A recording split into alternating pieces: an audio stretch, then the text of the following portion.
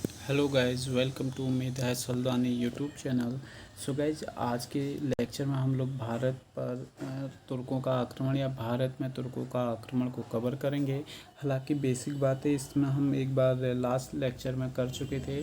अगर आपने भारत में अरबों का आक्रमण नहीं देखा लेक्चर, तो आप पहले लेक्चर को प्लेलिस्ट में जाके देख लें, उसके बाद जो है इस लेक्चर को देखें। ठीक है, तो बस गाइज, भारत में अगर बात करें तुर्कों के आक्रमण की, तो अलप्तगीन है, ये गजनी वंश का संस्थापक था।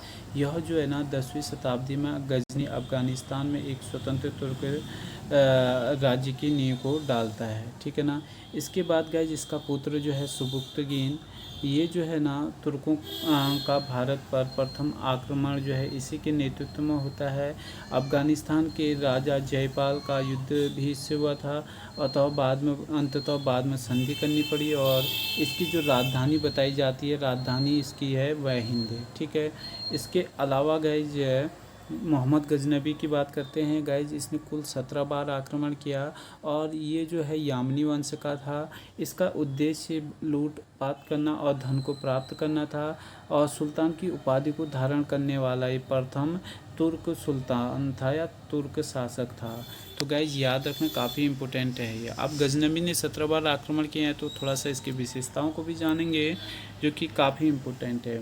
पहले बात करते गाइज गजनबी वर्सेस जयपाल की। तो सन 1000 ईस्वी के आसपास में पंजाब और अफगान के राजा जयपाल पर इसने आक्रमण किया, जिसमें जयपाल पराजित हुआ और स्वयं आत्महत्या इसने कर ली। आगे जो है महमूद गजनबी को इतिहासकारों ने महमूद के जो इतिहासकार हैं, उन्होंने जो है जयपाल को ईश्वर का शत्रु कहा है। ठीक है, क्योंकि उसने आत्महत्या कर ली है, इसीलिए। आगे बात करते हैं गाइस, जो गजनबी और अब्दुल फतेह दाऊद के बीच युद्ध होगा, ये होगा 1005 में। मुल्तान पर आक्रमण करके जो है इसने इसे भी जीत लिया।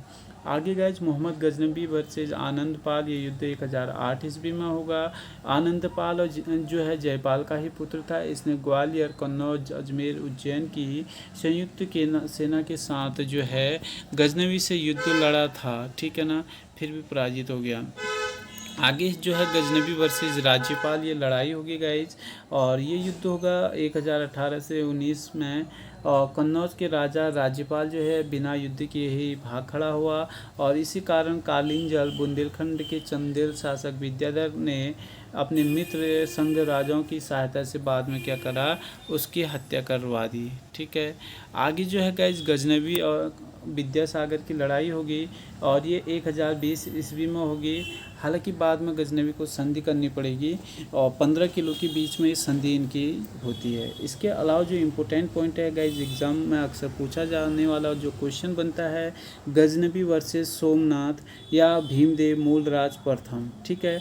अपार संपत्ति लूट कर महमूद ने सोमनाथ में भगवान शिव के मुख्य शिवलिंग के टुकड़े टुकड़े करके ही उसे जो है ना गजनी के जामा मस्जिद, ये गजनी कर लेना, गजनी के जामा मस्जिद की सीढ़ियों पर जुड़वा दिया। 1425 ईस्वी की बात है। ठीक है ना। इसकी जो उपाधि है गजनबी की, गाजी बूता किशन अर्थात मूर्ति भंजक, और सुल्तान की उपाधि रखने वाला ये प्रथम तुर्क शासक था। ये पॉइंट काफ़ी इम्पोर्टेंट है। इसके अलावा गाइज महमूद गजनबी के दरबारी विद्वान की बात करें, तो उतवी इतिहासकार हैं। अलबरूनी गणित, दर्शन, ज्योतिष, संस्कृत के ये उच्च कोटि विद्वान थे, और यह 11वीं सदी में गजनबी के साथ भारत आया था। पुराणों का प्रथम बार अध्ययन इसी ने किया यहाँ पर, और इसकी जो अलबरूनी की रचनाएं, किताबुल हिंद, तारिका हिंद, ये इसकी रचनाएं। इसके अलावा फिरदौसी भी इतिहासकारी हैं। इनकी जो रचना है शाहनामा है। अफ़गानिस्तान का महाभारत इसे बोला जाता है, तो याद रखना इम्पोर्टेंट है। बैहाकी ये इटली के लेखक हैं, इनकी रचना है तारिक सुबुक्तगीन। ठीक है ना। और फरिश्ता भी जो है गाइज इतिहासकारी हैं। ठीक है ना। बीजापुर के शासक इब्राहिम आदिल शाह का ये दरबारी कवि था, और इतिहासकार भी आप बोल सकते हैं। इसकी जो रचना है तारिक फरिश्ता गुलशन ए इब्राहिम रचनाएँ हैं। आगे गाइज महमूद गजनबी ने ही सबसे पहले संस्कृत मुद्रालय के साथ चांदी के सिक्के भी जारी किए, और सिक्के के एक तरफ अरबी भाषा में लेख लिखा, तो दूसरी तरफ संस्कृत भाषा में भी लेख लिखा, जिसका वजन जो है लगभग 3 ग्राम के आसपास में ये था। जो कि काफ़ी इम्पोर्टेंट है एग्ज़ाम पॉइंट ऑफ व्यू से। ठीक है, चलिए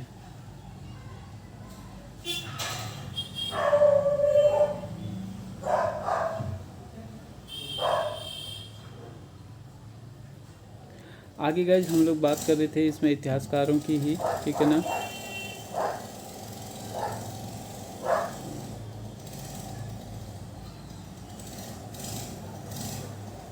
सो गाइज अगर आपने पिछले लेक्चर नहीं देखे ना, एक बार आप उन्हें ज़रूर देख लेना। ठीक है, इसके बाद जो है गाइज ये लेक्चर को आप देखिएगा तो ज़्यादा बेनिफिट आपको मिलेगा। आगे क्या होगा गाइज, अंततः 1030 ईस्वी में गजनी में जो है ना अतिसार रोग के कारण जो है इसकी मृत्यु हो जाती है। किसकी? गजनवी की। अब गाइज मोहम्मद गौरी की बात करते हैं। अगला जो है मोहम्मद गौरी आएगा। सो गाइज गयासुद्दीन मोहम्मद बिन शाम 16 ये 1163 ईस्वी की बात है। इसी ने जो है ना गजनी के पास गौर नामक एक स्वतंत्र रियासत की क्या की थी? स्थापना की थी। अच्छा, इसका पूरा नाम जो है याद रखिएगा। इसके बाद जो है गाइज शिहाबुद्दीन या शिहाबुद्दीन मोहम्मद बिन शाम का ये भाई था। गयासुद्दीन ने क्या किया? 1173 में ग्रीस के तुर्कों को गजनी से भगा दिया और अपने भाई शिहाबुद्दीन मोहम्मद बिन शाम को क्या करा? गद्दी पर बैठा दिया।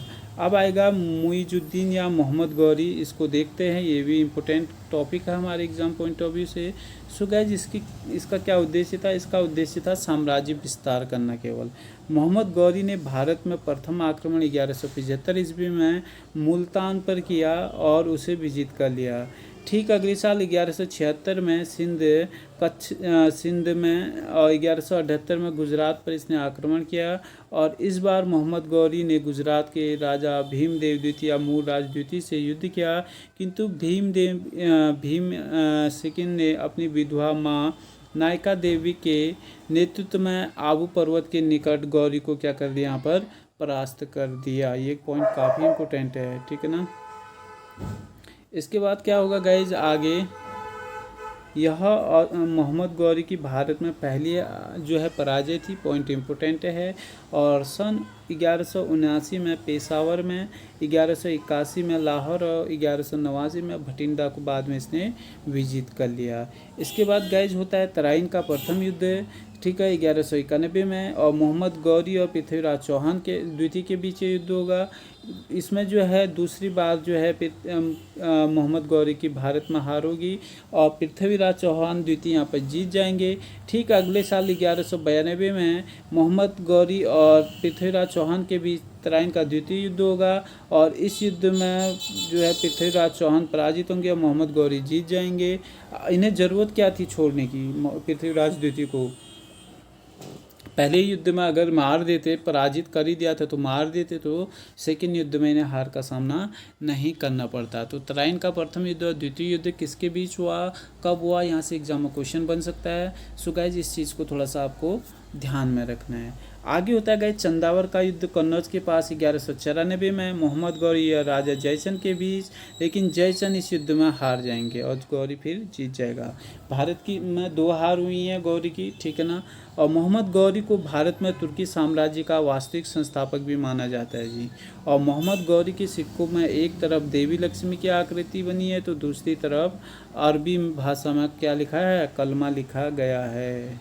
ठीक है, आगे अब जो है और इम्पोर्टेंट है मोहम्मद गौरी के मुख्य गुलाम गाइज।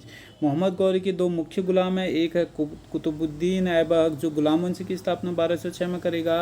दूसरा है गाइज